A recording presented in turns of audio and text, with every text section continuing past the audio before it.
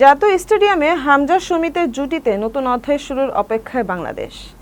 আগামী মাসের 10 তারিখ সিঙ্গাপুরের বিপক্ষে ম্যাচ দিয়ে আবারও ফিরছে ফুটবল। সংস্কারের কারণে দীর্ঘদিন বন্ধ ছিল জাতীয় স্টেডিয়াম।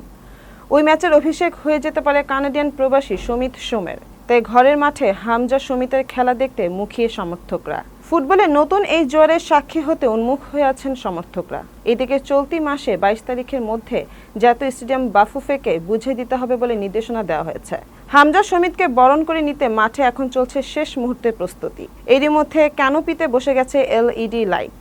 তাই পর্যাপ্ত আলো নিয়ে দুশ্চিন্তা কেটেছে বাফুফের। এছাড়া ভুল জায়গায় বসানো 408টি চেয়ার মশাল গেটের দুপাশে গ্যালারিতে বসানোর কাজ এরই মধ্যে শুরু হয়েছে। ঘাস নিয়ে অনেক প্রশ্ন তৈরি হলেও সৌন্দর্য বর্ধনের জন্য প্রস্তুতি গ্রহণ করা হয়েছে। পুরো মাঠে দড়িদের ছক কেটে মাঠের ডিজাইন তৈরি করা হচ্ছে ইউরোপের আদলে। ম্যারাথন সংস্কারের কারণে দীর্ঘদিন এই মাঠে খেলা উপভোগ থেকে বঞ্চিত ছিলেন দর্শকরা। 10 জুন এএফসি এশিয়ান কাপ কোয়ালিফায়ারের সিঙ্গাপুর ম্যাচের মধ্য দিয়ে অপেক্ষার সেই পালা শেষ হবে।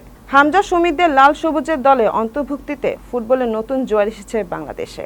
ঐতিহাসিক সেই মাহেন্দ্রক্ষণের সাক্ষী হতে উন্মুখ হয়ে আছেন সমর্থকরা। তাই প্রস্তুত হচ্ছে মাঠ, প্রস্তুতি নিয়ে রাখছেন লাল সবুজের দর্শকরাও।